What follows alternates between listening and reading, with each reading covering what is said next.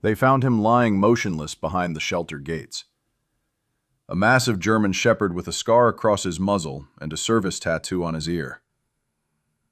On his intake file, someone had written just 3 words in thick red ink. "Do not approach." They said he had once served in the K-9 military unit. They said he had saved lives. Now, he wouldn't even look at a human without baring his teeth. The staff called him Rex, though no one knew his real name. Every morning when the metal doors slid open, Rex would rise to his feet with military precision. Not out of obedience, but out of instinct and trauma. He didn't bark like the other dogs. He didn't whine for attention. He just stood there, rigid, silent, watching every hand that passed his cage as if calculating threat levels. Volunteers kept their distance. "He doesn't wag his tail," one of them whispered. "He just stares through you." Rex wasn't just abandoned. He was on guard, as if still waiting for a command that would never come. At night, when the shelter lights went dim, the others curled into their beds. But Rex stood by the door, waiting. No one knew for who, or for what. The shelter kept a note taped to his cage. "Former K-9 military unit. Highly reactive. Use caution." They said he had lost his handler during an operation. They said he watched the only person he trusted disappear in front of him. Whether the stories were true or just whispered guilt passed between staff, no one could say. But something in Rex's eyes made people believe them anyway. Every time someone approached, his muscles tightened. His ears pinned back. His upper lip lifted just enough to show the warning beneath. He never lunged without reason, but he never gave a reason to believe he could be saved either. On a quiet Wednesday afternoon, when the shelter was almost empty, the glass door opened with a soft chime. A young boy stepped in, his arm wrapped in a fresh cast, held close to his chest with a sling. He said nothing as the woman beside him, his mother, signed their name on the visitor's sheet. He didn't move toward the puppies who wagged their tails wildly. He didn't reach for the soft, eager dogs pressed against their gates. He just looked down the long aisle, to the very last kennel, to Rex. The boy didn't flinch when Rex's low growl rolled through the corridor. Volunteers stepped forward instantly, one hand out as if to block him. "Not that one," a staff member warned. "He's not safe." But the boy didn't step back. He simply stood there, breathing slowly, his eyes fixed on Rex with a strange calm. The kind of calm that doesn't come from bravery, but from already knowing pain. Rex lowered his head just a fraction, analyzing, decoding the unfamiliar presence. His body remained tense, ears back, feet planted like a soldier refusing to surrender position. Yet, he did not growl again. His mother gently touched his shoulder. "Evan, honey, maybe we should look at the others first." The boy, Evan, finally spoke. His voice was quiet. "No." He's the one staff exchanged uneasy glances. "He won't come near you," one of them said. "He doesn't let anyone get close." Evan shifted his cast slightly, the motion stiff, uncomfortable. "That's okay," he said softly. "I just want to sit with him." The shelter manager hesitated. Rex's record wasn't just reactive. It was marked with 2 red tags, the kind reserved for dogs that had nearly bitten through steel leashes. But something about the boy's tone made her pause. It wasn't pity. It wasn't fear.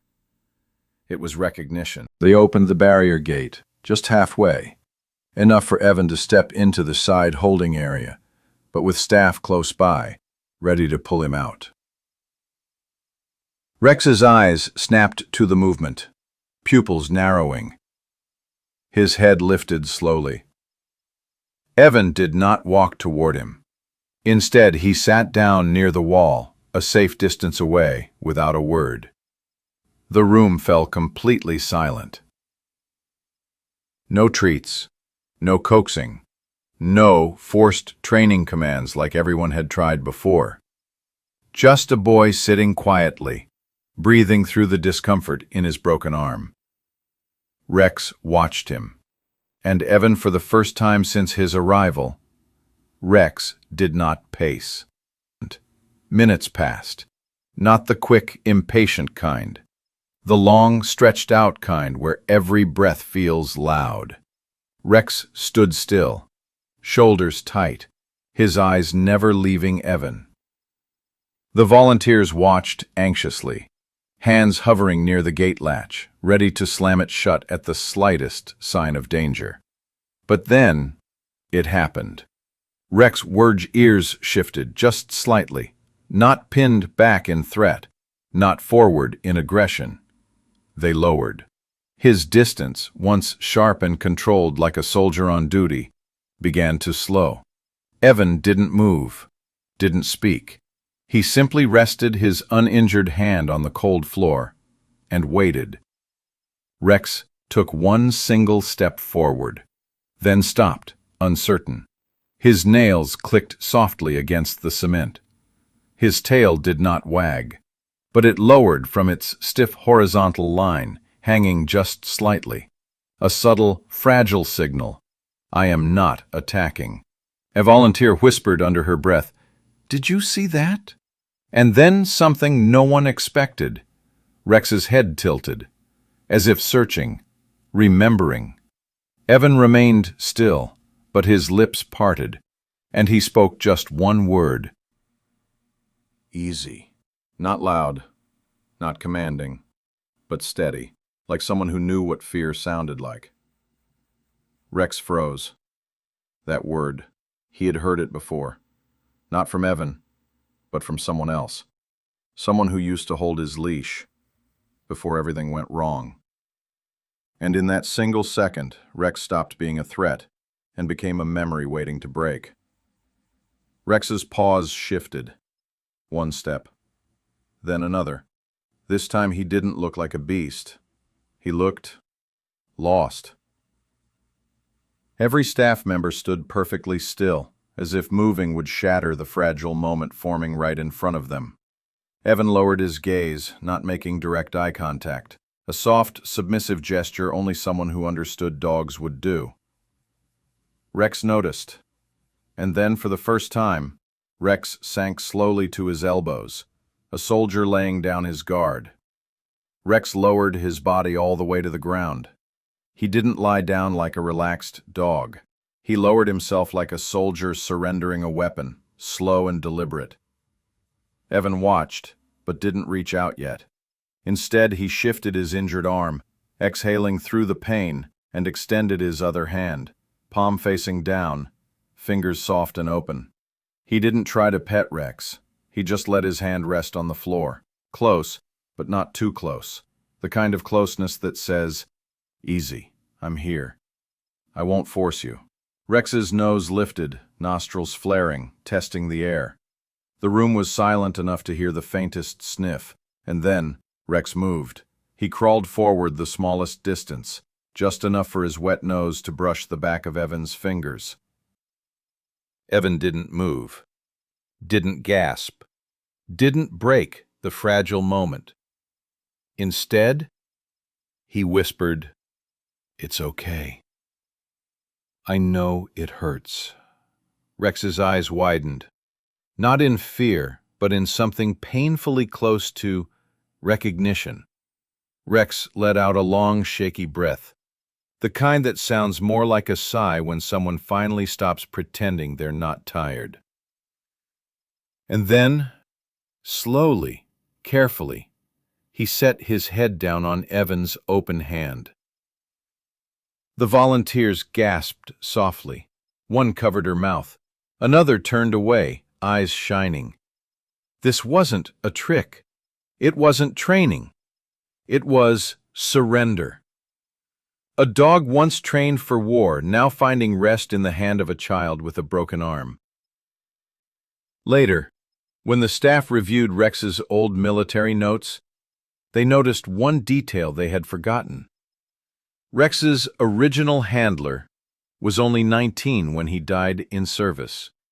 A boy, barely older than Evan. Maybe Rex didn't remember the face. Maybe he didn't remember the voice. But in the quiet presence of a broken-handed boy who didn't force love, didn't demand obedience, something old and aching inside him recognized a feeling he thought was gone. Trust. No one said it out loud, but everyone in that shelter felt it. Something irreversible had happened. The shelter manager, still stunned, spoke softly to Evan's mother. He doesn't respond to anyone like this. We never thought he could. Evan didn't take his hand away, even as Rex blinked slowly, heavy with exhaustion, not from aggression, but from finally letting his guard down. His mother knelt beside him, eyes wet. Evan, are you sure? Evan nodded once. He didn't smile, but his eyes held a quiet conviction. The kind that doesn't shout, but simply says, "This is where he belongs." The pen trembled slightly in his mother's hand as she signed the adoption form. The staff didn't cheer, didn't clap. They just watched, silent and humbled, as if witnessing a sacred moment. Rex stood beside Evan now, not pulling away, not resisting the leash. For the first time since he arrived, Rex walked out of his kennel without looking back. One volunteer whispered, almost in disbelief, "He looks lighter." A week later, neighbors saw something unusual on their quiet street. A boy with a cast on his arm, walking slowly, and beside him, step for step, perfectly in sync, a once feared war dog matching his pace with gentle precision. Evan didn't tug the leash. Rex didn't pull ahead. They just walked. Two soldiers, both scarred, both learning how to heal. A woman watering her plants wiped her eyes without knowing why. And in that small neighborhood, people said the same thing for days after.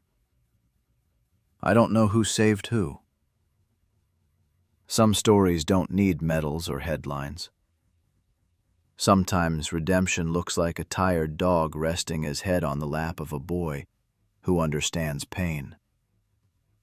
And maybe healing doesn't always come from those who are whole. Sometimes it comes from those who are broken in the same shape. If this story touched your heart, take a moment to breathe and let it stay with you. Some bonds aren't made by blood or training. They're made in silent moments, when two broken souls recognize each other. If you believe more people should see stories like this, let this one travel further. A like, a comment, even a simple yes. It tells the world that hope is still worth believing in. Thank you for being here. Stay with us. More hearts are waiting to be found.